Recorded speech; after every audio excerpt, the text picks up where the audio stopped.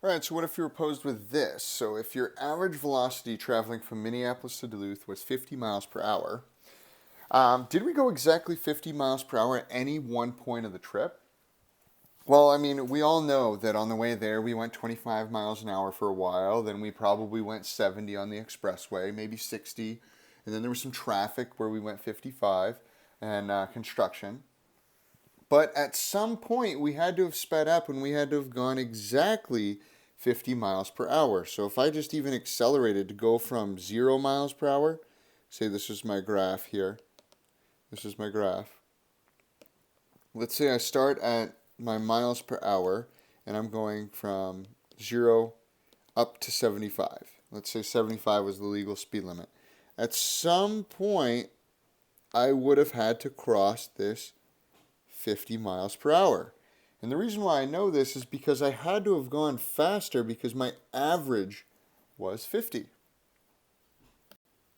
So that brings us to the mean value theorem. And what this is saying is that f is continuous on the closed interval AB and differentiable on the open interval AB, then there exists a number c in AB such that the derivative, or f prime of c, is equal to that average velocity that we had here.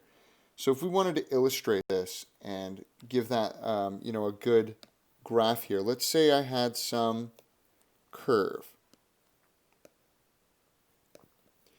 I had some curve right here like this, and it goes infinitely that way and infinitely that way. But I chose 2 points, my A and B. So this is my A, this is my B. Well, technically it'd be my f of A right there and my f of B. At some point here, if I were to draw a line between those, that would give me the average. At some point throughout this line in this interval, there's going to be another line or a point where the tangent is equal to that, and that would be roughly right there. So that's what this means when we're saying that this is where it's f of b minus f of a over b minus a. There's got to be some f prime of c, right? So when I took the derivative at some point c here, where that is true, where those are equivalent.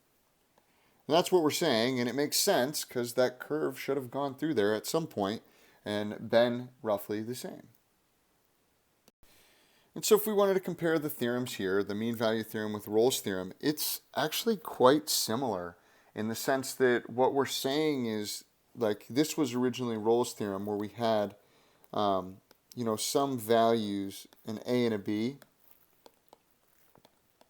and as long as f of a equaled f of b, I would know that as long as there was a curve going through those points, there has to be some, because this one right here, the average right here would be 0, because if f of a equals f of b, well, if I did the mean value theorem with this, f of b minus f of a all over b minus a, well, f of a is equal to f of b, so what I would do is I would take this chunk and plug it in here.